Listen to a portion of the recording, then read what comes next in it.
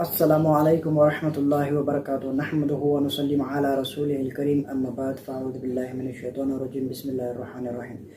میرے بھائیوں اور میرے عزیز دوستو، سعید ادیب حافظ اللہ کا یہ کہنا ہے کہ اللہ تعالیٰ نے قوم نوح کو جو ہلاک کیا وہ پانی کہیں مجرہ کہکشاں سے آیا تھا۔ نبی طالب علیہ السلام نے جب ارشاد فرمایا کہ نوح علیہ السلام کا پانی مجرہ کہکشاں سے زمین پہ لایا اللہ نے، آپ نے کیوں نہیں پڑھی؟ حدیث میں مجرہ کہکشاں کا ذکر کہیں نہیں آیا، اور سب سے بڑی بات یہ ہے کہ جب قرآن مجید کا واضح حکم ہو جاتا ہے تو کسی حدیث کی دلیل نہیں دی جاتی۔ سعید ادیب حافظ اللہ نے مولا علی علیہ السلام کے اوپر ایک جھوٹ منسوب کرتے ہوئے کہا ہے کہ مولا علی علیہ السلام نے حضرت نوح علیہ السلام کے قوم کو جو ہلاک کرنے والا پانی تھا وہ مجرہ کہکشاں سے آیا ہوا تھا، لیکن یہ ایک سعید ادیب بھائی کا کھلا جھوٹ ہے جو اس نے بتایا ہے، کیونکہ یہ روایت ملتی ہے ذل العمال میں، اور عبداللہ بن مسعود رضی اللہ عنہ جو ہیں وہ حضرت مولا علی علیہ السلام کو سوال کرتے ہیں کہ مجرہ کیا ہے؟ کہکشاں کا لفظ حدیث میں کہیں نہیں ہے اور کسی حدیث سے ثابت ہی نہیں ہے کہکشاں کا لفظ۔ انہوں نے پوچھا اے علی مجرہ کیا ہے؟ تو انہوں نے فرمایا مجرہ ایک نہر ہے جہاں سے اللہ تعالیٰ نے قوم نوح علیہ السلام کے قوم کو ہلاک کر دیا تھا۔ حقیقت میں یہ حدیث جو ہے وہ ضعیف ہے۔ بات کرتے ہیں کہ اللہ تعالیٰ نے واضح قرآن مجید میں کھول کر بیان کیا ہے۔ قرآن مجید میں سورہ قمر میں دیکھ لیجئے، سورہ قمر کی سورہ قمر کی 10 سے آیت نمبر 16 تک اللہ تعالیٰ نے کیا فرمایا ہے کہ قوم نوح کی ہلاکت جو تھی اللہ تعالیٰ نے انہیں کیسے ہلاک کیا۔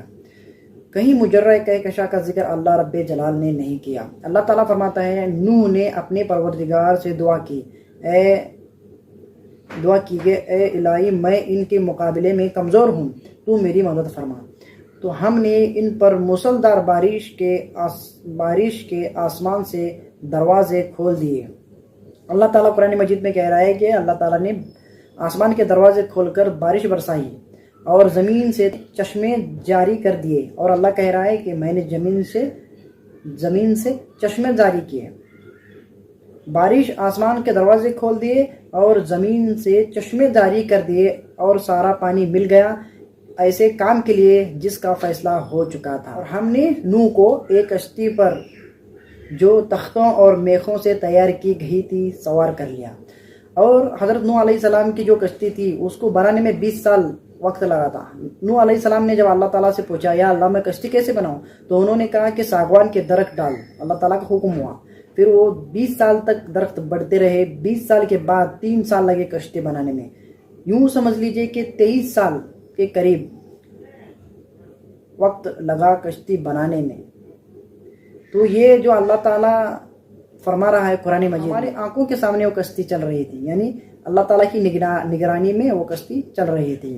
اللہ تعالیٰ نے یہاں تک یہ بھی ذکر کیا، اور نوح علیہ السلام کو یہاں تک کہ نوح علیہ السلام نے 950 برس دین کی دعوت دی۔ سورہ عنکبوت کی آیت نمبر 14 میں بیان کیا گیا ہے کہ جناب نوح علیہ السلام نے 950 برس قوم کی اصلاح کرنے میں صرف کیا۔ 950 برس اللہ تعالیٰ فرما رہا ہے، اور اتنا ہونے کے باوجود بھی حضرت نوح علیہ السلام کام کرتے رہے اپنا تبلیغ کا، لیکن کافروں نے حضرت نوح علیہ السلام کو دھمکیاں دی کہ ہم تجھے پتھر مار مار کے تجھے سنسار کر دیں گے۔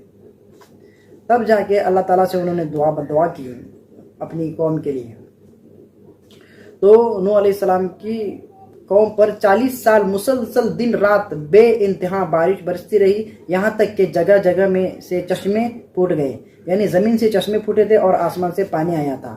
مولانا مودودی صاحب نے اپنے تفسیر میں لکھا ہے کہ پوری دنیا کے اندر پانی آیا تھا، جیسے کہ ساحل عدیم کا بھی یہی کہنا ہے کہ وہ کہتے ہیں بائبل میں لکھا ہوا ہے کہ پوری کائنات میں پانی آیا ہوا تھا۔ بائبل میں کیا لکھا ہوا ہے؟ بلند ترین پہاڑوں کی چوٹیوں سے 15 فٹ اوپر بہ رہا تھا بائبل کے حساب سے، کیونکہ ساحل عدیم بھائی نے کہا کہ بائبل میں لکھا ہوا ہے کہ پوری دنیا میں پانی آیا تھا، تو یہاں پہ بائبل کا قول بھی ذکر کیا ہوا ہے۔ لیکن ہم بائبل کا کیوں مانیں گے؟ حقیقت میں بائبل میں تو تحریف کی ہوئی ہے، بائبل کا ہم نہیں مانیں گے جب ہمارا قرآن مجید اللہ جلال نے قرآن مجید میں صاف طور پر حکم پوری طرح سے نازل کر دیا گیا ہے۔ ہمیں نہیں لگتا کہ ہمیں قرآن کے علاوہ بائبل کا حکم ماننا ہے، کیونکہ قرآن میں صاف اللہ نے فرما دیا ہے کہ نوح علیہ السلام کی قوم کو اللہ تعالیٰ نے کس طرح تباہ کیا ہے۔ اور یہ بھی سب سے مزے کی بات یہ بتا دوں کہ حضرت نوح علیہ السلام نے 950 برس دین کی دعوت دینے کے باوجود بھی کل قیامت کے دن ان کی قوم ان سے کہے گی آپ نے ہمیں دعوت ہی نہیں دی، آپ نے ہمیں ڈرایا نہیں۔ جب نوح علیہ السلام کا وہ انکار کریں گے تو اللہ تعالیٰ گواہی کے لیے حضرت محمد الرسول اللہ صلی اللہ علیہ وسلم گواہی دیں گے کہ ہاں حضرت نوح علیہ السلام نے 950 برس دین کی دعوت دی ہے۔ نبی پاک صلی اللہ علیہ وسلم کی امت گواہی دے گی کہ ہاں انہوں نے 950 برس دین کی دعوت دی ہے۔ تو تعجب اور پریشان ہو کے کہیں گے تمہیں کیسے پتہ چلا؟ تو نبی رحمت صلی اللہ علیہ وسلم سورہ نوح کی تلاوت کریں گے۔ تو یہ بہت بڑے اللہ تعالیٰ نے اس امت کو بہت بڑی شرف سے بخشا ہوا ہے۔ اللہ تعالیٰ ہم سب کو سمجھنے کی توفیق دے اور سب کو قرآن مجید پڑھنے کی توفیق دے۔ قرآن میں واضح حکم ہے، سورہ قمر کی آیت نمبر 10 دیکھ لیں، 11 دیکھ لیں، 12 دیکھ لیں، 13 دیکھ لیں، 14 دیکھ لیں، 15 دیکھ لیں، 16 دیکھ لیں۔ اس کے علاوہ اللہ تعالیٰ نے سورہ ہود میں آیت نمبر 44 میں بھی اس کا ذکر کیا، سورہ نساء میں، سورہ انعام میں، سورہ اعراف میں، سورہ یونس میں، سورہ انبیاء میں، سورہ مومن میں، سورہ فرقان، سورہ شعراء، سورہ صفات، قمر، حاقہ اور سورہ نوح میں مکمل